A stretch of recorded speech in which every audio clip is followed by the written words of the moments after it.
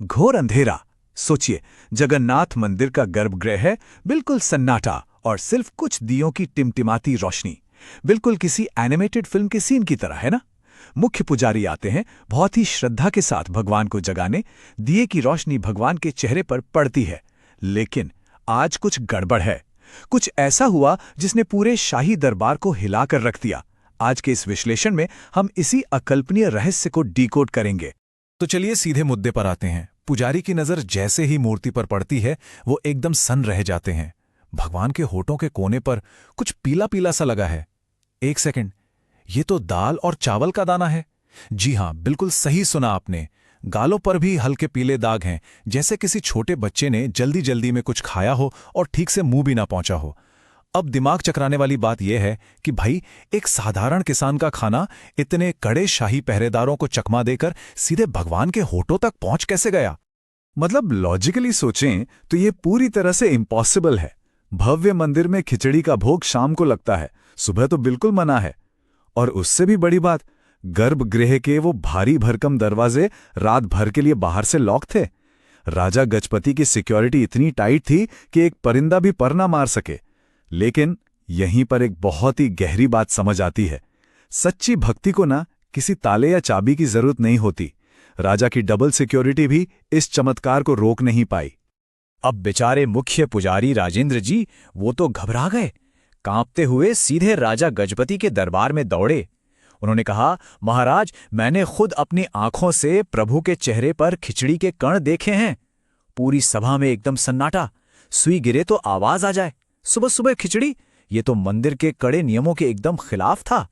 सबके दिमाग में बस एक ही सवाल घूम रहा था कि आखिर बंद दरवाजों के पीछे ये भोग लगाया किसने? और ये चीज ना एक बहुत ही कमाल का कॉन्ट्रास्ट दिखाती है। हमारे दिमाग में दो बिल्कुल अलग अलग तस्वीरें उभरती हैं। एक तरफ वो विशाल शाही मंदिर है, एकदम फिक्स टाइमिंग, पहरेदार, सख्त नियम। और दूसरी तरफ एक छोटी सी साधारण सी मिट्टी की झोपड़ी, बाहर एक तुलसी का पौधा, अंदर मिट्टी का चूल्हा, और वहां बैठी हैं कर्माबाई, एक ऐसी बूढ़ी औरत जिनके पास दुनिया को देने के लिए कोई खजाना नहीं था, बस उनका एकदम प्योर, निस्वार्थ प्रेम था। तो होता क्या था कि इसी झोपड़ी में कर्माबाई रोज सुबह उठकर बिना नहाए अपने उसी मिट्टी के चूल्हे पर बाजरे की खिचड़ी बनाती थीं। अब एक दिन मंदिर के बहुत ही कड़क नियमों वाले एक साधु ज्ञानानंद जी वहां से गुजरे। ये देखकर उनका तो पारा हाय हो गया। उन्होंने कर्माबाई को बुरी तरह डांटते हुए कहा कि भाई, धर्म में नियम सबसे ऊपर हैं। भगवान को तुम्हारी मैली खिचड़ी नहीं चाहिए, उन्हें नियमों का पालन और शुद्ध शरीर चाहिए। लेकिन कर्माबाई का जो जवाब था ना, वो किसी धर्म ग्रंथ से नहीं बल्कि एक माँ के दिल से निकला था। उन्होंने बड़ी मासूमियत से कहा, पर मेरा लाला भूखा उठता है।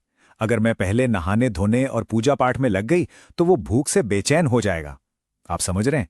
उनके लिए वो कोई ब्रह्मांड के स्वामी या पत्थर की मूर्ति नहीं थे, वो बस एक भूखा बच्चा था, उनका अपना लाला। चलिए, कहानी को थोड़ा और अच्छे से समझने के लिए फ्लैशबैक में चलते हैं। कर्माबाई की ये भक्ति यात्रा रातों रात पुरी में नहीं शुरू हुई थी। सालों पहले राजस्थान के एक छोटे से गांव में, जब कर्माबाई खुद एक छोटी सी बच्ची थी, उनके माता पिता तीर्थ पर जा रहे थे और उन्होंने कर्मा को ठाकुर जी को भोग लगाने का काम सौंपा।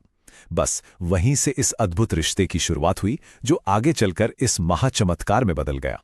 उनका भोग लगाने का तरीका बहुत ही प्यारा और सिंपल था। सबसे पहले चूल्हे पर गर्मा गर्म बाजरे की खिचड़ी बनती, फिर उसे थाली में निकालकर उसमें ढेर सारा घी और बच्चों का फेवरेट गुड़ मिलाया जाता। इसके बाद वो क्या करती, भगवान की प्राइवेसी के लिए अपनी ओढ़नी से एक छोटा सा पर्दा कर देती और बिल्कुल एक माँ की तरह अपने हाथों से भगवान को खिलाती थी। कोई दिखावा नहीं, कोई रट्टा मारा हुआ मंत्र नहीं, बस खालिस प्यार। अब राजस्थान वाले उसी फ्लैशबैक में एक बड़ा ही इमोशनल पल आता है। पहली बार जब छोटी कर्मा ने भोग लगाया तो जाहिर है मूर्ति ने नहीं खाया। बच्ची को लगा, अरे शायद खिचड़ी में गुड़ कम है, उसने और गुड़ मिलाया। शाम तक बेचारी भूखी बैठी रही। आखिर में रो पड़ी और जिद पकड़ ली कि अगर भगवान नहीं खाएंगे तो वो भी भूखी मर जाएगी। और सच मानिए, एक जिद्दी बच्ची के उन सच्चे आंसुओं ने गर्भगृह के उस कठोर पत्थर को भी पिघलने पर मजबूर कर दिया। उन आंसुओं के गिरते ही मूर्ति से एक तेज रोशनी निकली और स्वयं भगवान श्री कृष्ण एक छोटे से प्यारे से बच्चे के रूप में प्रकट हो गए। और पता है उनका पहला वाक्य क्या था? बस पर्दा लगा दो कर्मा, मैं चुपचाप खा लूंगा। ये छोटी सी लाइन दिखाती है कि उनका रिश्ता कितना कैजुअल, कितना चंचल था। वहां कोई डर या अनुशासन नहीं था, बस एक बच्चे और उसके दोस्त जैसा प्यार था। राजा का दिव्य स्वप्न। अब हम वापस पुरी लौटते हैं, उसी रहस्य पर जहां से हमने शुरुआत की थी। तो यहां आता है इस पूरी कहानी का सबसे बड़ा ट्विस्ट। रात को राजा गजपति को एक सपना आता है। सपने में भगवान जगन्नाथ बहुत ही उदास हैं। वो राजा से कहते हैं कि पुरी में मेरी एक माँ है, कर्मा। उसके हाथ की खिचड़ी खाए बिना मुझे चैन नहीं आता। लेकिन किसी साधु ने उस पर नहाने और पूजा के सख्त नियम थोप दिए हैं। अब माँ पहले नहाती है, तब तक मुझे जबरदस्त भूख लग जाती है। जब तक खिचड़ी बनती है, इधर मंदिर के दरवाजे खुलने का टाइम हो जाता है। इसीलिए मुझे जल्दी जल्दी खाकर भागना पड़ता है और मेरे मुंह पर वो दाग रह जाते हैं। इसे जरा ध्यान से सोचिए, ये बहुत गहरी बात है। जिन कठोर नियमों को भगवान को खुश करने के लिए बनाया गया था, वो असल में भगवान को भूखा मार रहे थे। और एक साधारण सी किसान महिला का वो मासूम, बिना शर्त वाला प्यार, वो सचमुच उनका पेट भर रहा था। सुबह होते ही राजा सीधे कर्माबाई की कुटिया में पहुंचे और पूरी सच्चाई सामने आ गई।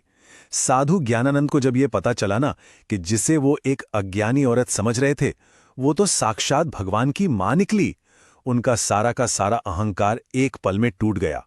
वो तुरंत कर्माबाई के पैरों में गिर पड़े।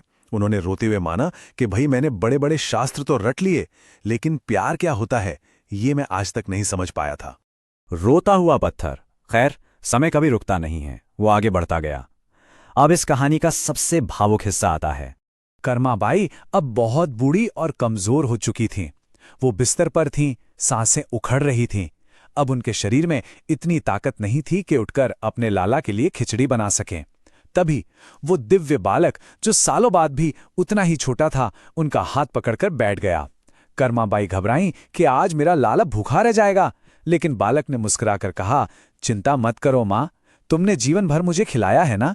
आज मैं तुम्हें अपने साथ ले जाने आया हूं, जहां तुम्हें मेरे लिए कोई मेहनत नहीं करनी पड़ेगी। और बस इतनी सी बात कहकर कर्माबाई ने शांति से प्राण त्याग दिए। अब यहां एक सवाल खड़ा होता है। हम मानते हैं कि ईश्वर तो जीवन मरण, सुख दुख, इन सब से बहुत ऊपर हैं, राइट? तो क्या भगवान किसी एक आम इंसान के लिए, किसी नश्वर इंसान के लिए आंसू बहा सकते हैं? लेकिन कर्माबाई के गुजरने वाले दिन जगन्नाथ मंदिर में जो हुआ, उसने इन सारी किताबी बातों को गलत साबित कर दिया। मंदिर में एकदम से कोहराम मच गया। और ये कोई कहावत या कल्पना नहीं है। पुजारियों ने देखा कि भगवान जगन्नाथ के उन पत्थर की आंखों से सचमुच लगातार आंसुओं की धार बह रही थी। वो पत्थर की मूर्ति रो रही थी, शोक मना रही थी, क्योंकि उस दिन पूरे ब्रह्मांड को पालने वाले ने अपनी मां को खो दिया था। सोचिए वो नजारा कैसा होगा। हर कोई कांप उठा था देखकर। उसी रात राजा गजपति को एक और सपना आया, लेकिन इस बार भगवान कोई राजा या ब्रह्मांड के स्वामी नहीं लग रहे थे। वो एक छोटे बच्चे की तरह सुबक सुबक कर रो रहे थे। वो कह रहे थे, मेरी मां चली गई, अब मुझे सुबह सुबह इतने प्यार से खिचड़ी कौन खिलाएगा? अब मैं किसका इंतजार करूंगा? ये दिखाता है कि निस्वार्थ प्रेम में कितनी ताकत होती है। वो भगवान को भी कितना इमोशनल कर सकता है। एक अमर परंपरा। लेकिन रुकिए, ये कहानी सिर्फ दुख और आंसुओं पर खत्म नहीं होती। इसने एक ऐसा इतिहास रचा जो आज तक जिंदा है। राजा गजपति ने तय किया कि ये अद्भुत रिश्ता इतिहास में खोना नहीं चाहिए। उन्होंने एक ऑफिशियल, शाश्वत आदेश जारी कर दिया। आदेश ये था कि आज से दुनिया के अंत तक भगवान को जो भव्य 56 भोग लगता है ना, उससे भी पहले सबसे पहला भोग मां कर्माबाई की उसी बाजरे की खिचड़ी का लगेगा, ताकि भगवान को कभी ये ना लगे कि उनकी मां उन्हें छोड़कर चली गई हैं। एक मिट्टी की झोपड़ी का खाना इतने बड़े मंदिर का सबसे वीआईपी प्रसाद बन गया। तो अगर हम इस पूरे विश्लेषण का निचोड़ निकालें तो सच्ची भक्ति असल में है क्या? ये वो स्थिति है जब आपका एकदम प्योर, बिना किसी स्वार्थ वाला प्यार उन सभी कठोर धार्मिक नियमों और दिखावे से बहुत ऊपर उठ जाता है। नियम सिर्फ एक रास्ता हो सकते हैं, लेकिन मंजिल तक पहुंचाने वाली गाड़ी सिर्फ और सिर्फ विशुद्ध प्रेम ही, जो हमें इस आखिरी और सबसे जरूरी सवाल पे लाके छोड़ता है। आज की इस भागदौड़ भरी दुनिया में, जहां हम सब बस नियमों, दिखावे और आडंबरों में उलझे पड़े हैं, असल में सबसे प्योर चीज क्या है जो हम किसी को दे सकते हैं? क्या वो महंगी चीजें हैं, या फिर कर्माबाई की उस बाजरे की खिचड़ी जैसा बहुत ही सिंपल पर एकदम सच्चा प्यार? इस पर एक बार जरूर सोचिएगा। आज के इस विश्लेषण में बस इतना है।